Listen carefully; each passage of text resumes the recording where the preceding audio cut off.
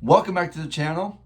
I'm in my home office here at my home. I'm going to be getting ready to head to the studio here in a little bit, but I wanted to get this kind of another discussion point video for you guys.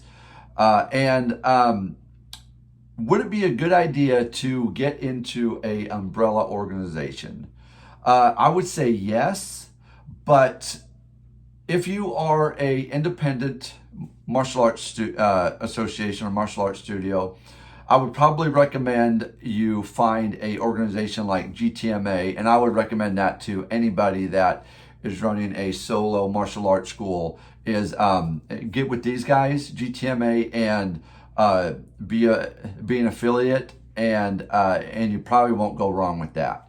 Now I did a video on the snake oil salesman within the industry of martial arts. There's a lot of them now. My experience with them have not been really good at all.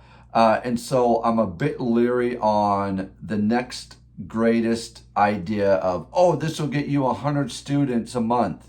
This will get you 20, 30, 40 students a month. Man, you need to do this, blah, blah, blah. I don't like that. And I'll tell you right now, I've never had a good experience with people selling that kind of program to me of, oh, it's only $2,500 a month to get me, we'll get one phone call a month. You do what I say, and I'll give you 20 students, which they're just on their phone in their office making $2,500 off of me, just sitting on their butt telling me what to do and how to do it.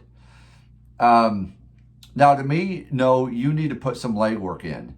If I'm paying you $2,500 a month, you fly your butt out to where I'm at, you get yourself a hotel, you come into my studio, and you look at my books, you look at my system, and you tell me what you see and then how to fix it there. And then the first week, 2 weeks, you're out there with me.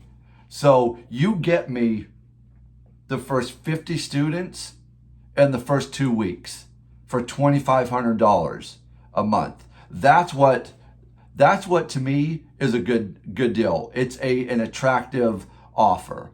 I have not seen that with one. Okay, so let's roll into this organizations now. Okay, the big umbrella organizations, and what is going to be good and what's going to be bad. Now I saw this one, I'm not going to call them out, but it is a branch off of my old association, ATA, American Taekwondo Association.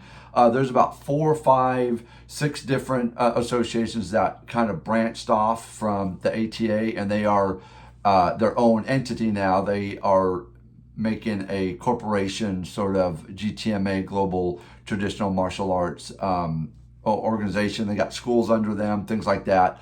Now here's the problem that I see is where their priorities lie. GTMA is making my school and every individual school profitable, meaning there is more cash in the studio pocket than going out to the organization. GTMA does not do that.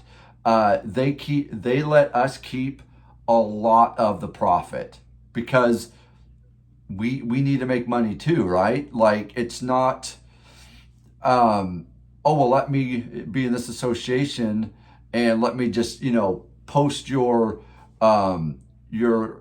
logos all over my school just so I can, say, hey, I'm under this school. It's, you better let me keep most of my money that I'm bringing in, because I'm doing the legwork. I'm doing the signups. So why is it that, come testing, half of my testing fees go out to you? And why is it that, the camps and the clinics and all this is like costing me thousands and thousands of dollars to get to, someplace across the world? And it's a half-run camp. why are my testings so dang expensive, opposed to if I was just, an independent, I could just make myself that and not have to worry about the thousands of dollars that I have to, give to you just for that logo sign. And the GTMA doesn't do any of that. The GTMA is the opposite of what I just explained right there. So I would say stay away from the snake oil salesmen. Don't do it. Get under an organization, GTMA, or a good association with your brand of martial arts. Find one and get under one, and stay away from the organizations that have the Rolex watches on all the high rank masters, the bling, you need to get 20 students a month this month. You need to get this, you need to get that. Now, yes, I do understand that students make up what we get in our pocket. That's just the kind of industry that we're in. Just like dance studios, we make money on the amount of students we have in our studios. But the pressure and I am not good with pressure. You pressure me, I break down and I don't get anything done. That's just how I roll. I got to do it my own speed, in my own way, and I will be successful. That's just what it's going to be. I will be successful. I have that much confident in myself that I can be successful, and I will be successful with no pressure from other people or the organization. The GTMA is not like that at all, but there are some associations that are like that, and I would say stay away from those. If it gives you any kind of like vibe, if you're all about that, bling, the Rolex watches on your wrist, the $1,000 suits, the black suit, red tie, white shirt, alpha male sort of, walk into a room and you own the room. I don't like that mentality. I think it's a really bad representation of your style, representation of you yourself as a person. All martial artists, I believe, need to know what humility is and need to have some kind of humbleness and humility in their life of being a martial artist.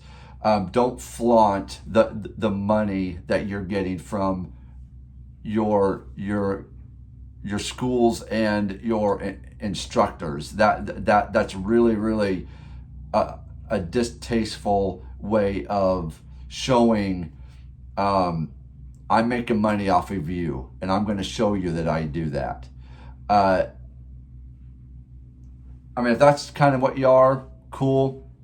Anyone can do whatever they want in this big ball of water and dirt. It's it's our own playground. How we want to play on it is up to us. I have no questions about that. I'm not going to argue with that. It's just what it is.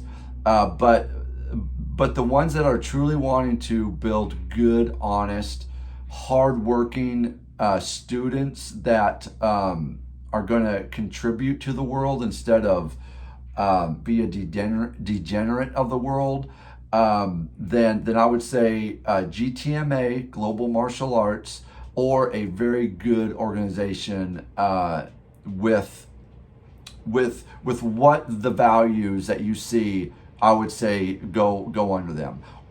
But if you have a really good school and you're rolling a lot of students in, you got a good good student count, people enjoy it, then by all means go ahead and stick with that. But if you're struggling and you feel like you want to change it up, then I would look at one of these big organizations in the martial arts industry and get on it. I would probably say you will not regret it at all if you pick the right one. So that's all I got for this one. Go ahead, comment down below what you think. And if you lasted this long, thank you so much. If you can, like, subscribe. Till next time, guys, train hard, train smart. I'll see you in the next one.